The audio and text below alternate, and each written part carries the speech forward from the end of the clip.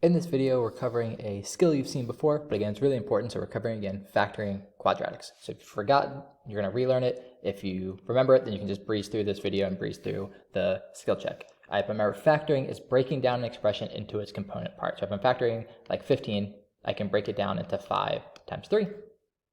And one of the most common things we need to factor in terms of expressions is a quadratic expression. We can break this down into 2 separate pieces, like dx plus e, fx plus g. We can break this down into these 2 separate pieces. And this is going to be really important when we're working with rational expressions because it's easier to have the kind of factored form rather than the full form. All right, so we have a lot of different ways we can factor. The way that I always teach it is the splitting method. All right, so this involves you finding these perfect pair of numbers that add to the middle number. So we're going to add to b and multiply to a times c. All right, once you have that special pair, you're going to split up bx into those 2 numbers. Then you're going to do what's called factor by grouping, but you just look at the 2 groups of 2, factor out the biggest thing, and then you can write your final factored form.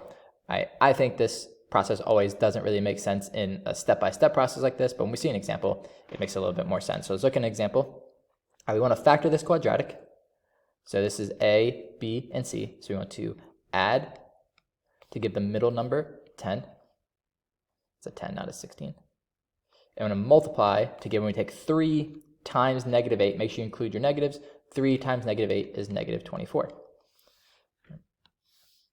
All right, so it's a little bit of guess and check, but remember the multiplying step is where you're going to start at. So the ways you can multiply to 24, 1 and 24, 2 and 12, 3 and 8, 4 and 6. 5 doesn't work, and then you have 6. So which of these pairs is going to work? The pair that's going to work is positive 12 and negative 2. All right, they multiply to give me negative 24. If I add them, I get positive 10. All right, so that's the most difficult part in terms of the amount of brain power that goes into it, because you're kind of looking through all these to finally get your pair. But after that, it's very formulaic. You do the same thing.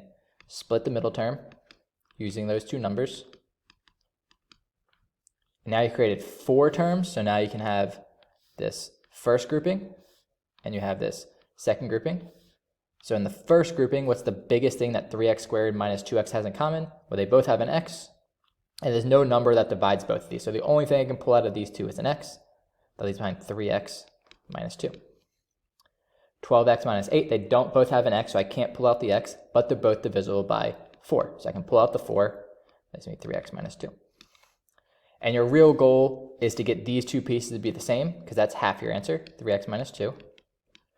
And if I ignore the 3x minus 2 parts, I've kind of pulled those away for half of my answer. The other half is x plus 4. All right, so you can see that the x and the 4 are what's left over when you get rid of the 3x minus 2 at the front. All right, so this is the algorithm.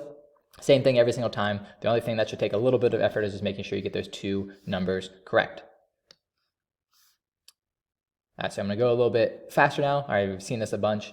So we're going to add to negative 3, multiply to negative 40. All right, which pair is that going to work? 1 and 40 doesn't work. 2 and 20, 3, 4 and 10 doesn't work. 5 and 8. So it's going to be positive 5 and negative 8. All right, they multiply to negative 40 and they add to negative 3. So now I split. And it doesn't matter which order you put these in. All right, it'll just work out. You'll have like a flip of your final answer, but still the same. First pair, I see they're both divisible by 5 and they both have an x. All right, remember, if you factor out a 5x from a 5x, you're dividing, so you get 1, not 0. The second pair, all right, they're divisible by 2, and they both have a negative sign in front of them, so I'll put a negative 2 to give me 4x plus 1. And that leaves me with 4x plus 1 and 5x minus 2.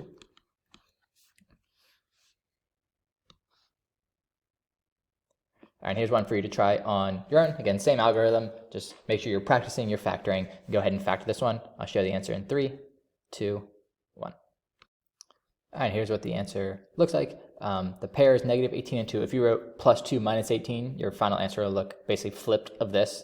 I wrote it the same way I did. All right, one thing that might not be obvious is 2x minus 3. They have nothing in common, so you just factor out at plus 1, because that's like the only thing that divides both of them. All right, nothing you haven't seen before to factor. All right, then we have 2 shortcuts to help us factor faster. So there's nothing wrong with doing the splitting method every single time.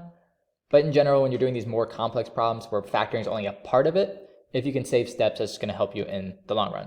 All right, so only if a is 1, so only if your equation starts with x squared and not like 3x squared or 2x squared, so only if your expression starts with x squared, you don't have to do the splitting steps, and the two numbers you find in your perfect pair are the final answer. All right, so for this one, I want to add to give -3 and multiply to give -4. That's going to be -4 and +1. I don't have to split this middle term and do factor by grouping. I know my answer is x minus 4 and x plus 1. All right, so this is the shortcut, but again, it only works because there's no number in front of x squared. There is a number in front of x squared. You have to do what we did in our first 3 examples. All right, so here's one for you to try on your own. Again, use your little shortcut. Figure out how to factor this expression. And I'll show you the answer in 3, 2, 1. All right. -6 times 4 is -24.